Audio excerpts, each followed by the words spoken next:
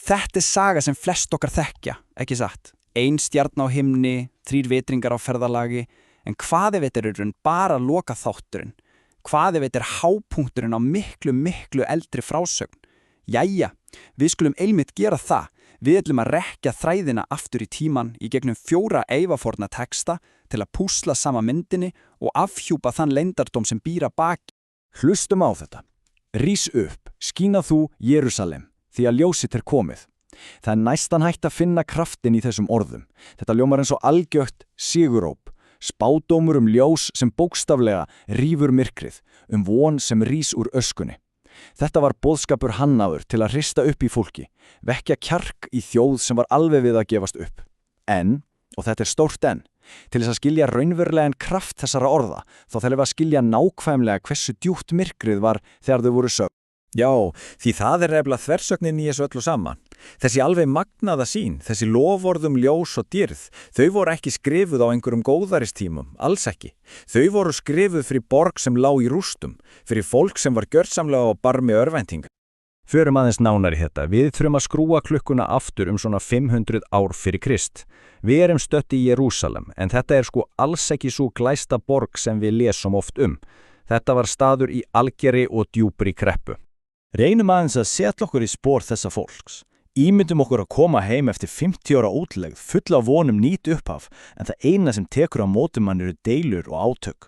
Fólk sem sneri aftur rístu þó sem eru eftir, nágrannar takast á landskika, fjölskyldur eru sundrað vegna deildnar arf, og ofan á allt saman stendur mustrið, sjálft hjarta þjóðarinnar, hálfklárað. Það er svo risastórt minnismerki brostnar vonir. Þetta var svo miklu meira en bara efnaðiskreppa, þetta var algjör andleg uppgjöf. Og það er einmitt inn í þessa bísku örvæntingu sem spámaðurinn kemur, en hann mætir ekki með einhverja auðveldar lausnir eða, falska bjartsýni, alls ekki. Þessi stað ger hann eitthvað miklu ærara. Hann beinir sjónum fólksins að stærri mynd, að þornu fyrirheiti sem hafði lifað af allar hörmungar. Því þessi von sem hann talaði hún var ekki ný af nálinni. Hún var byggð á 2 rosalega djúpstöðum og ævafotnum draumum sem voru nánast ofnir inn í menningu og sögu þjóðarinnar. Og þessi 2 draumar í raun 2 hliðar á sömu mynd. Annars vegar það þessi andlega sýn, hugmyndin ljós frá Guði, svo skært og svo magnað að það myndi laða allar þjóðir heims til Jerúsalem. Og hins vegar það, pólitískari draumur. Draumurinn hinn fullkomna konung Messias sem myndi loksins koma á raunverulegu réttlæti og friði. Þannig að þetta von bæði andlega uppljómun og réttláta stjórn. Og þetta alveg lykilatriði að ná. Draumurinn snertist ekki vald eða hernaðarsigur. Alls ekki. Kjarnin í honum var róttæk samkennd. Þetta var draumur heim þar sem þeir allra minnstu, þeir valdalausu og fátæku myndu loksins fá réttlæti. Það þessi djúpa þrá sem drifkrafturinn í allri þessari sög. Jæja, spólum nú fram í tíman. Þessi magnaða hugmynd ljós og réttlæti, ekki bara fyrir eina þjóð, heldur fyrir allar, hún hvarf nefnilega ekki. Mörgum öldum síðar tekur Páll postuli þennan forna draum og hann þróar hann áfram. Hann kallar þetta leyndardóm Guðs. En áður við förum lengra, þá mikilvægt að skilja hvað hann á við. Þegar við heyrum orðið leyndardómur eða mysterion á grísku, þá hugsum við kannski einhverja óleysanlega gátu, en það ekki merkingin hér. Hér vísa það til stórbrotinnar áætlunar, guðlegrar áætlunar, sem ekki falin heldur verið að afhjúpa hana smátt og smátt fyrir öllu mannkyni.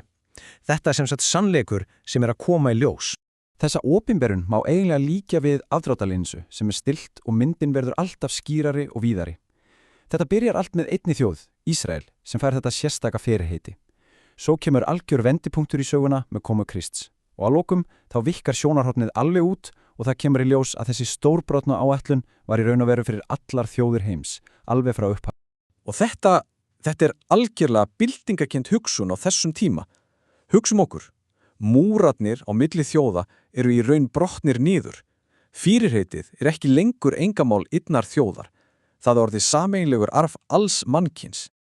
Ok, og núna, með allt þetta samengi í farteskinu, þá erum við loksins komin að senunni sem flestir þekkja, sögunni af vetringunum. Því það er einmitt hér sem allir þessi þræðir sem við erum búin að rekja, spádómurinn ljósið, draumurinn réttláta konungin og svo þessi stóra hugmynd að allir séu meðteldir, það er hér sem allt þetta flétta saman í eina magnaða heild.